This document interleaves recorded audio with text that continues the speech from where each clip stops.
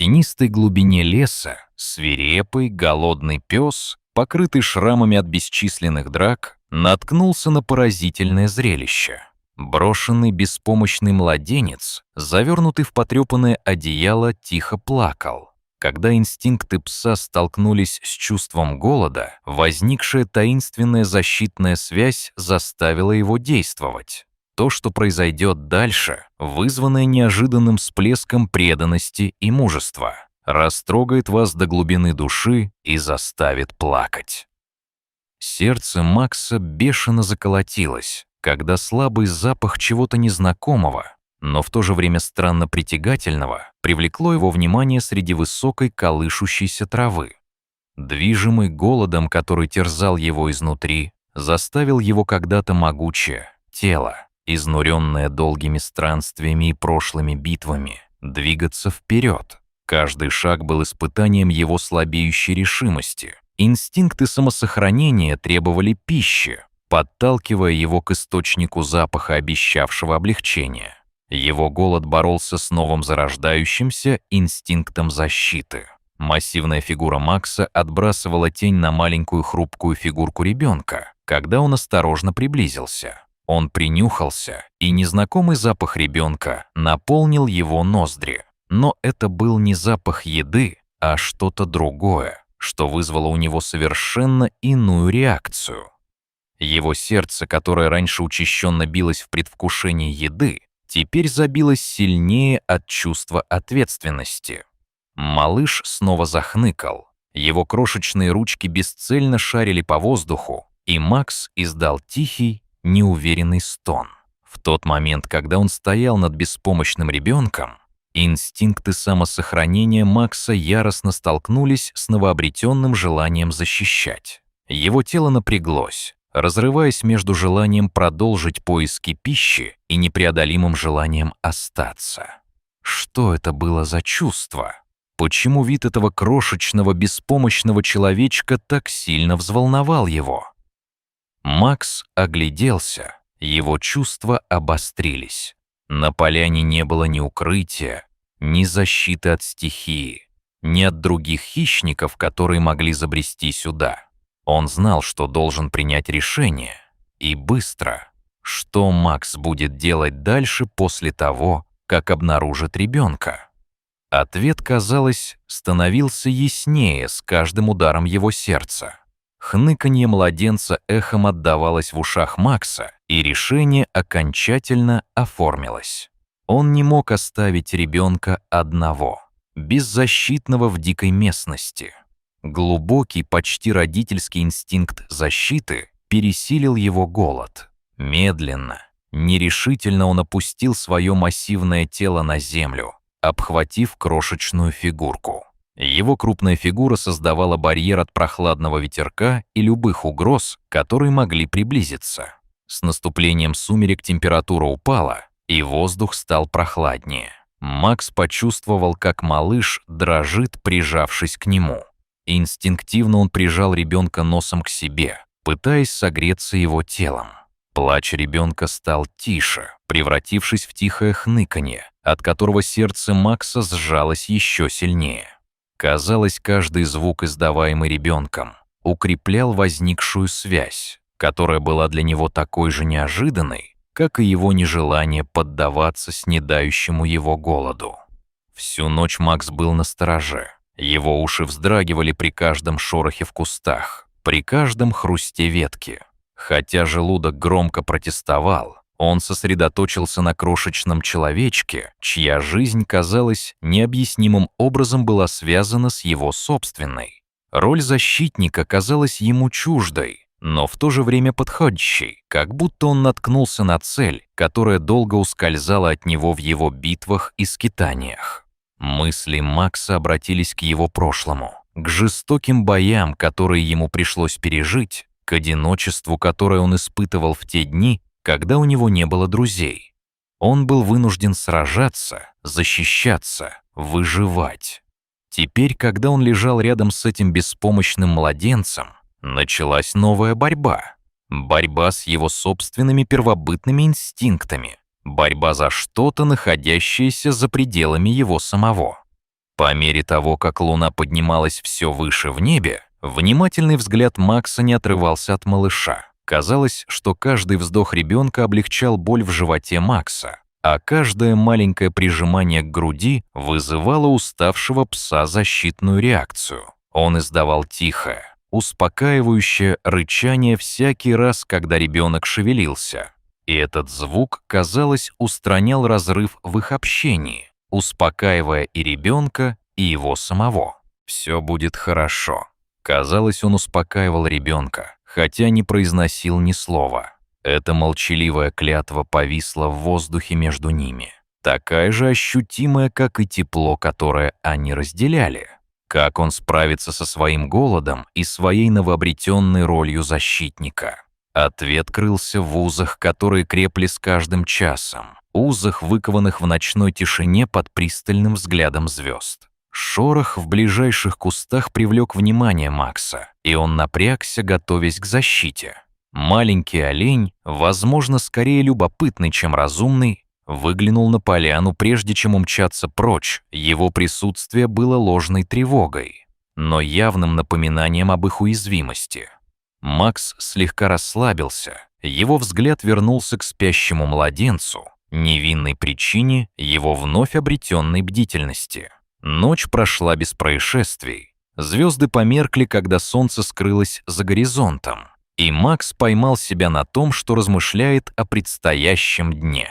Сможет ли Макс обеспечить безопасность ребенка этой ночью?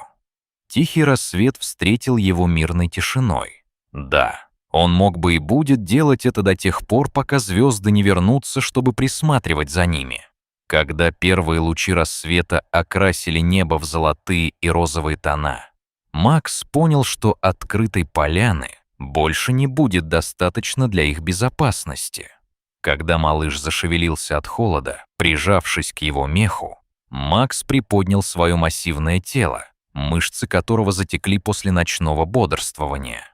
Его решимость укрепилась из-за защитных инстинктов, которые не давали ему уснуть. И он отправился в путь, надежно завернув ребенка в старое одеяло и осторожно придерживая ткань челюстями. Лес вокруг них просыпался. Воздух наполнялся щебетанием птиц и шорохами мелких животных, снующих в подлеске.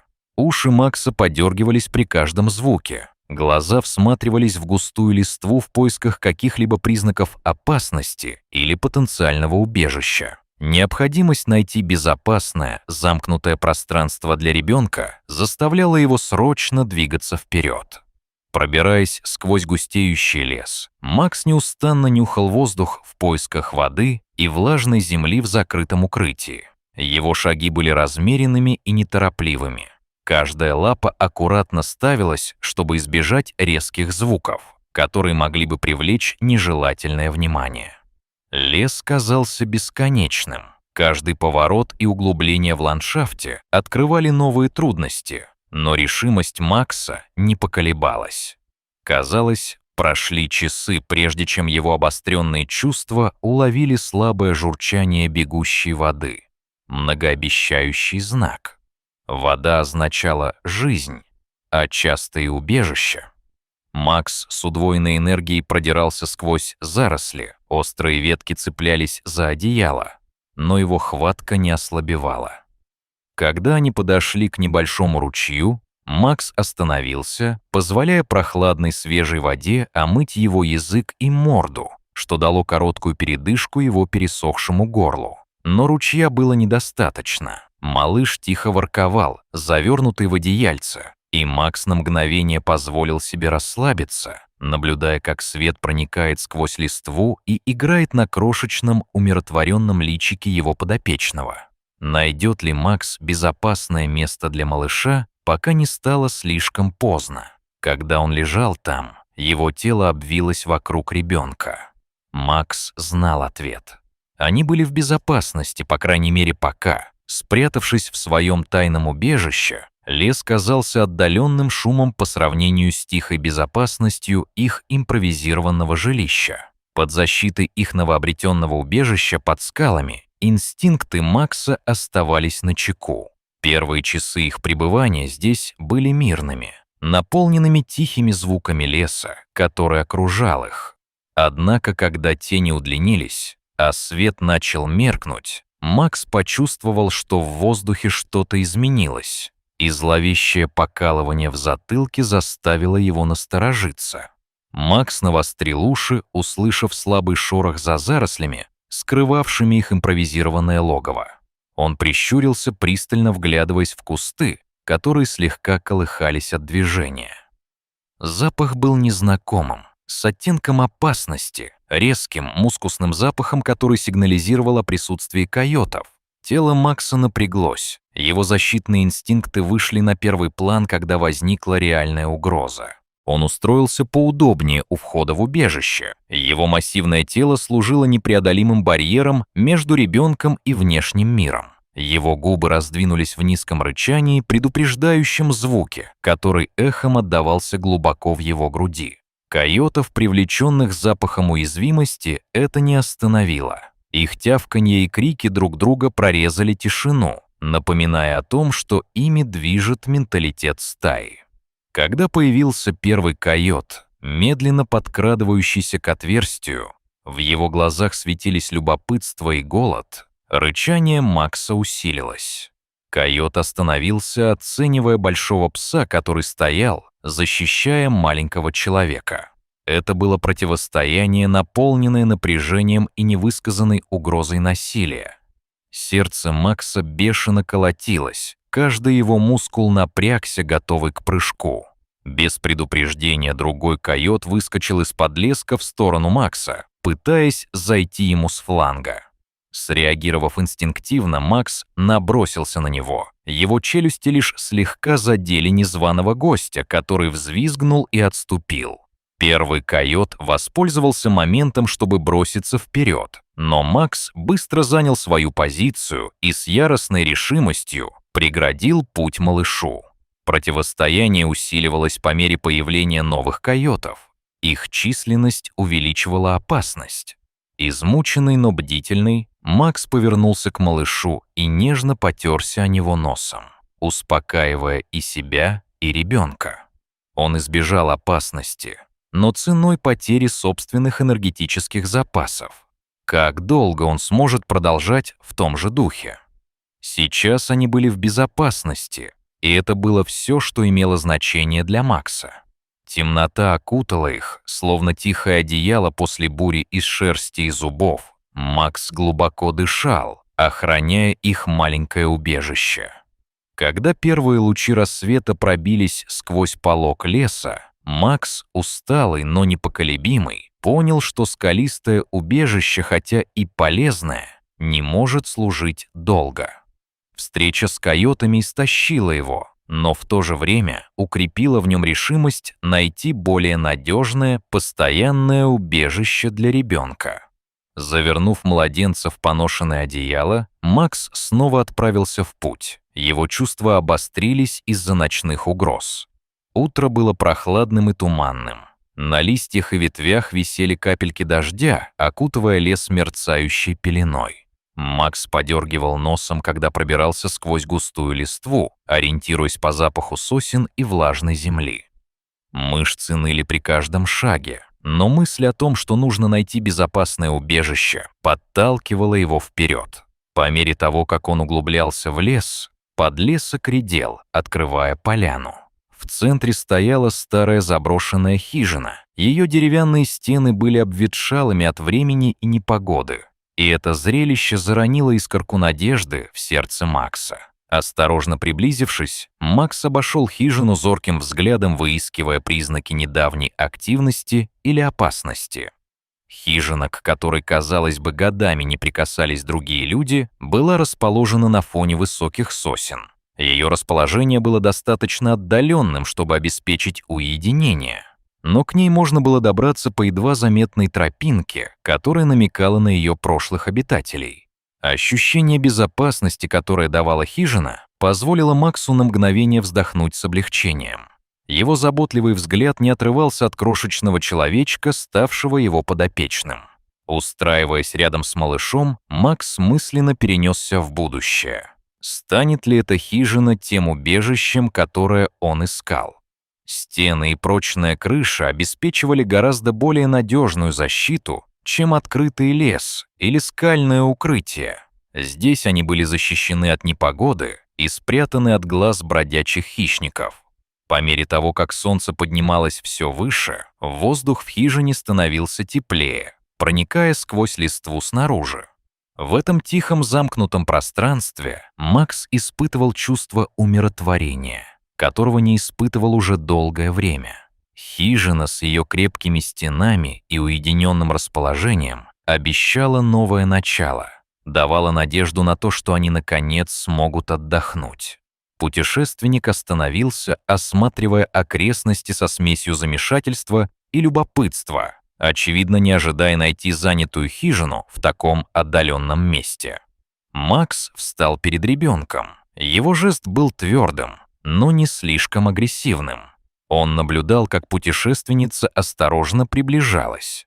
Ее шаги были медленными и неторопливыми. Ее глаза расширились от удивления, когда она заметила большую собаку, охраняющую крошечного человечка внутри полуразрушенного строения. «Привет», — тихо окликнула ее туристка. В ее голосе слышалось скорее беспокойство, чем страх. «Я не собираюсь причинять тебе боль. Я просто удивлена, что здесь вообще кто-то есть». Макс слегка расслабился от этого мягкого тона, но его защитные инстинкты оставались начеку. Женщина медленно приблизилась, стараясь, чтобы ее движения были заметны и не представляли угрозы. «Я собираюсь позвать на помощь», — сказала она и потянулась за телефоном медленными подчеркнутыми движениями, чтобы не напугать собаку. «Здесь есть ребенок, и им обоим нужна помощь». Пока туристка общалась со службами экстренной помощи, Макс внимательно слушал, оценивая искренность ее голоса. «Да, я нашел собаку и ребенка в старой хижине. С ними обоими все в порядке, но им нужна помощь», — объяснила она в трубку. Через несколько минут тишину леса прорезал вой сирен, становившийся все громче по мере приближения. Макс почувствовал прилив беспокойства. Шум и неизбежное появление незнакомцев стали новым испытанием для его защитной роли. Когда прибыли первые спасатели, они осторожно приблизились, понимая, что собака-защитник может быть настроена враждебно. «Мы здесь, чтобы помочь, хорошо?» Один из парамедиков, добродушный мужчина средних лет, сказал, опускаясь на колени на безопасном расстоянии. Его голос был спокойным и ободряющим. Когда они погрузили ребенка в машину скорой помощи, старший парамедик повернулся к Максу и успокаивающе протянул руку. «Ты герой, приятель. Благодаря тебе малыш в безопасности. Давайте отвезем вас обоих в теплое и безопасное место». Осознание того, что они больше не одиноки, что бремя защиты можно разделить, стало для Макса глубоким облегчением. Когда он последовал за парамедиками в машину скорой помощи, на сердце у него было тяжело от усталости, но в то же время его переполняла тихая надежда. Его беззаветная преданность спасла ребенка, и теперь, казалось, помощь наконец-то прибыла. Когда двери машины скорой помощи закрылись за ними, Макс остался лежать рядом с ребенком, согретый мягкими одеялами и заботой медицинской бригады. Поездка в больницу прошла гладко. Макс внимательно наблюдал за малышом, успокаиваемый нежными прикосновениями и добрыми словами парамедиков. В больнице их встретили с любопытством и восхищением. Новость о храбрости Макса дошла до их приезда, и персоналу не терпелось познакомиться с собакой, которая стала их защитником. В безопасных условиях больницы Макс и малыш получили необходимую медицинскую помощь. За малышкой, которую персонал больницы назвал Лили, ухаживали педиатры, а за Максом — ветеринары. Ему предоставили еду, удобное место для отдыха и, самое главное, заверили в том, что Лили находилась всего в нескольких комнатах от него. Их выздоровление было быстрым, благодаря их стойкости и всестороннему уходу, который они получали. По мере того, как они набирались сил, История их выживания и верности Макса завоевывала сердца местных жителей. Вскоре местный новостной канал показал их историю, которая касалась жизни молодой пары, которая рассматривала возможность усыновления. Супруги, тронутые историей о собаке-защитнице и ребенке, которого она спасла, почувствовали сильную связь с ними обоими. «Мы сразу поняли, что хотим с ними познакомиться», поделилась Сира, когда они подошли к Максу и Лили в больнице. «Мы надеялись расширить нашу семью, и Макс и Лили, казалось, были созданы для того, чтобы быть с нами». Учитывая уникальные обстоятельства, процесс усыновления был ускорен. Через несколько недель Макс и Лили уже обустраивались в своем новом доме. Дом был наполнен теплом и смехом. По полу были разбросаны игрушки, а стены украшали фотографии их новой семьи. Макс, когда-то одинокий странник, теперь обрел вечный дом и смысл жизни. Каждый день он присматривал за Лили с той же преданностью, которую проявлял в дикой природе. Только теперь он бодрствовал в уютной мягкой постели, окруженный любовью и надежностью. Будущее, когда-то неопределенное, теперь несло в себе надежды и радость для Макса и его новой семьи, свидетельствуя о неожиданных путях, которые привели к счастью и единению. Когда солнце садится за тихий дом, где сейчас живут Макс и Лили, мы вспоминаем о невероятном путешествии, которое свело их вместе. Их история от отчаянной борьбы за выживание в дикой местности до тепла любящей семьи является ярким свидетельством того, что среди нас есть неожиданные герои. Непоколебимая преданность и храбрость Макса не только спасли жизнь, но и создали новую семью, связанную любовью и благодарностью.